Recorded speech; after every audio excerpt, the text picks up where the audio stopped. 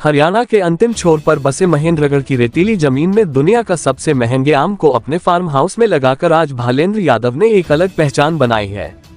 भालेंद्र यादव ने अपने farm house पर सैकड़ों प्रकार के अलग अलग वैरायटी के फल और फूलदार पौधे लगाए हुए हैं।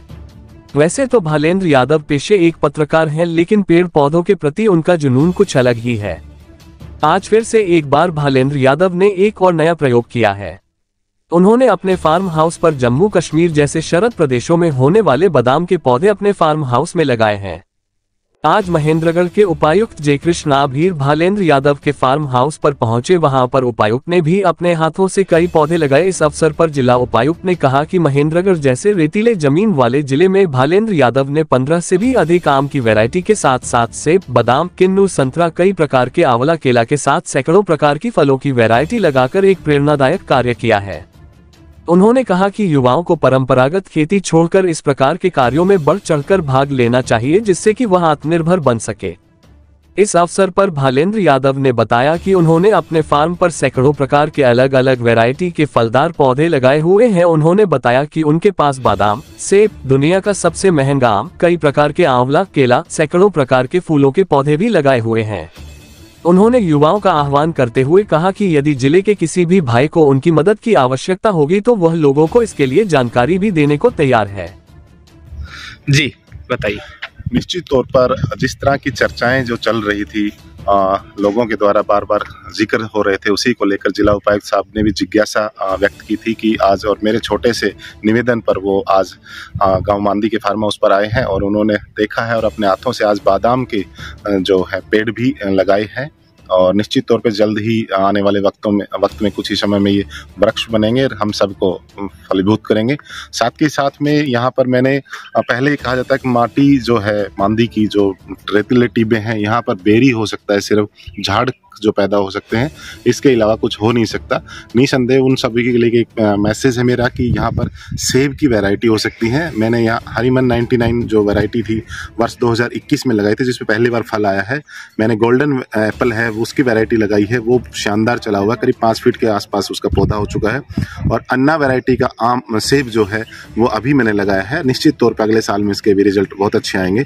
वहीं साथ के साथ मैंने 21 वैरायटी आम की हैं, जिसमें अमेरिका की काफ़ी वैरायटियां हैं। साथ के साथ देश की करीब जो प्रमुख वैरायटियां हैं, जिसमें से अल्फांसो वैरायटी है जो कि एक्सपोर्ट होती है, देश की नंबर 1 पे आती है। दूसरा काटी मोहन है, रेड चकापात है, रेड बनाना है, बारी 4 है, 4 केजी है।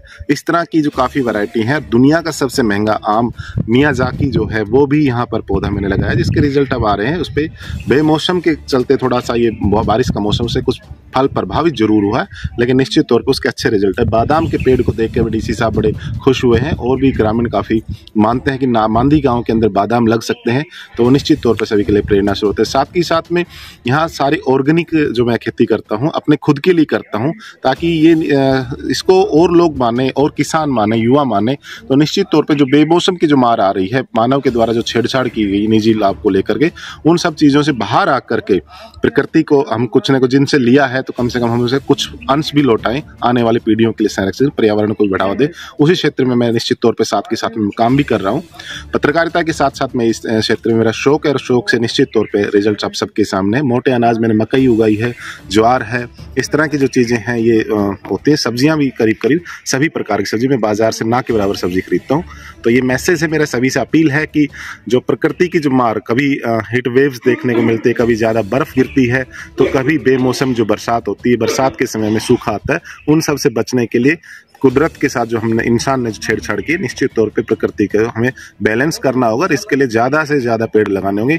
और आज उसी कड़ी में पेड़ लगाने का कोई समय नहीं होता, कभी भी लगाया जा सकता है। पेड़ लगाना ही मात्र उद्देश्य नहीं होना चाहिए, पेड़ को संरक्षण भी देना होता है जब तक वो वृक्ष न बन जाए। निश्चित तौर पर वो काफ़ी हजारों लाखों लोगों को ऑक्सीजन के रूप में अपना बदलाव के तौर पर देता रहता है। यही भालेंद्र जी, जिस प्रकार से आपने इतनी वैरायटी के पौधे लगाए, आप जो है यहाँ जैविक खेती को भी एक प्रकार से अपनाकर उसको बढ़ावा दे रहे हैं। तो बहुत से युवा होते हैं एग्रीकल्चर से विशेष रूप से दूर जा रहे हैं, तो उनके लिए एक जो है ये इनकम का भी सोर्स बन सकता है कि इस प्रकार की जो चीज़ों को अपना करके वो अपने भविष्य को और साथ में जो स्वास्थ्य है उसको बचाव कर सके। जी, निश्चित तौर पे हम सबके सामने रिजल्ट है। कोविड का जो दौर हम सब ने देखा है, लॉकडाउन जो था सभी लोगों ने वो बराबर सहा है उसकी मार, चाहे वो गरीब हो अमीर हो। तो कहीं ना कहीं इम्यूनिटी जो शब्द नहीं सुना था, रोग प्रतिरोधक जो क्षमता है वो कहीं ना कहीं क्षीण होती है। लोग युवा है वो नशे की तरफ जा रहा है। उन सब से बचने के साथ में हमें अपनी शरीर की तरफ ध्यान देना, प्रकृति से हम छेड़छाड़ ना करें। साथ ही साथ मेरी ये युवाओं से भी अपील है कि वो परंपरागत खेती की तरफ ना जाएं। जो रूटीन में जो परंपरा चली हुई आ रही बुजुर्गों से, उसको ना करके कुछ करें। आज इंटरनेट का दौर है, इंटरनेट के अंदर पूरी दुनिया कहीं ना कहीं मुट्ठी में है। तो दूषित इंटरनेट की बजाय एक जो अच्छा स्वस्थ जो नेटवर्क है, स्वस्थ जो इंटरनेट है, उसका उपयोग करते हुए हम कहाँ से क्या चीज़ ले सकते हैं, ज़्यादा से ज़्यादा स्टडी कैसे कर सकते हैं, इसके ऊपर शोध करें। निश्चित तौर पे जो मेरी मदद होगी या मेरे से जो उनको मार्गदर्शन मिलेगा, निश्चित तौर पे निसंदेह और निःशुल्क मैं कभी भी उपलब्ध हो सकता हूँ उनके लिए। मैं उनको प्रेरणा करूँगा। और अभी मेरा ड्रैगन के ऊपर मैं कर रहा हूँ। आने वाले समय में ना केवल जो थाईलैंड की वैरायटी है, उसके साथ साथ नाइजीरिया की जो वैरायटी है, जो पीला ड्रैगन है, उसके ऊपर भी मैं इस पर काम कर रहा हूँ। 7 तरह की मैंने गोभी भी उगाई है और अच्छे रिजल्ट उसके आए हैं। तो इस तरह की चीज़ें हम कर सकते हैं। व्यापक स्तर पे अगर करें तो ये ना केवल एक अच्छा जरिया हो सकता है, बल्कि इसमें बहुत अच्छा मुनाफा भी किया जा सकता है। ज़रूरी नहीं कि वो नौकरी की तरफ ही जाएं या उस तरह के काम करें, खुद का भी काम करके औरों के लिए मिसाल कायम कर सकते हैं। जी, थैंक यू सर। आज गांव मांदी में भालेंद्र जी हमारे एक साथी हैं। उनके यहाँ पे फार्म हाउस पे डिफरेंट टाइप की वेराइटीज़ जो फल वाले पौधे हैं वो विशेष करके लगे हुए हैं।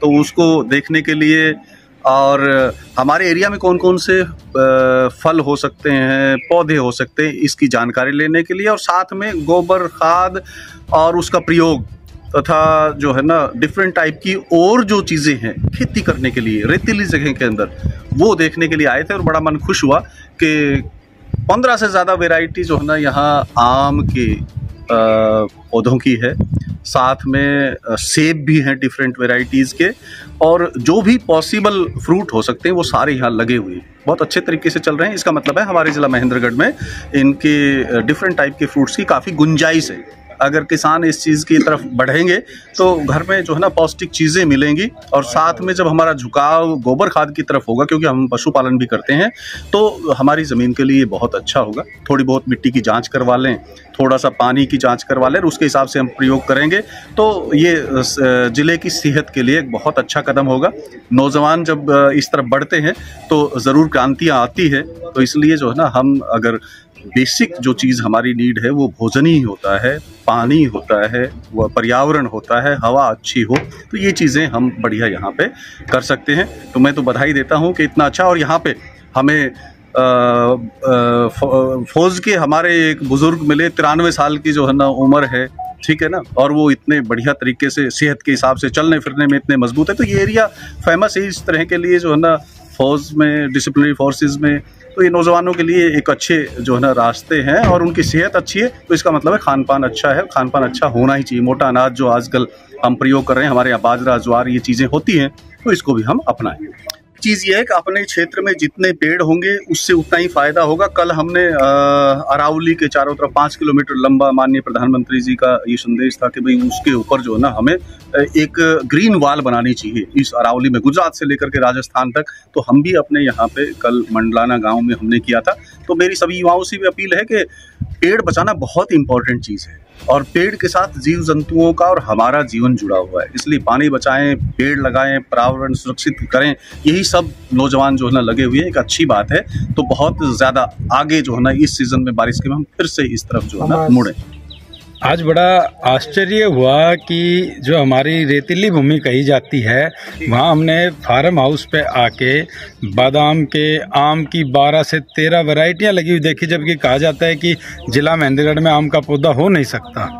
और भी बहुत से पौधों की वो वैरायटी, सेब, जिसके बारे में कोई सोच नहीं सकता कि नारनौल के टिल्लों में सेब का पौधा लग सकता है, वो यहाँ हमने सेब लगे हुए देखे हैं।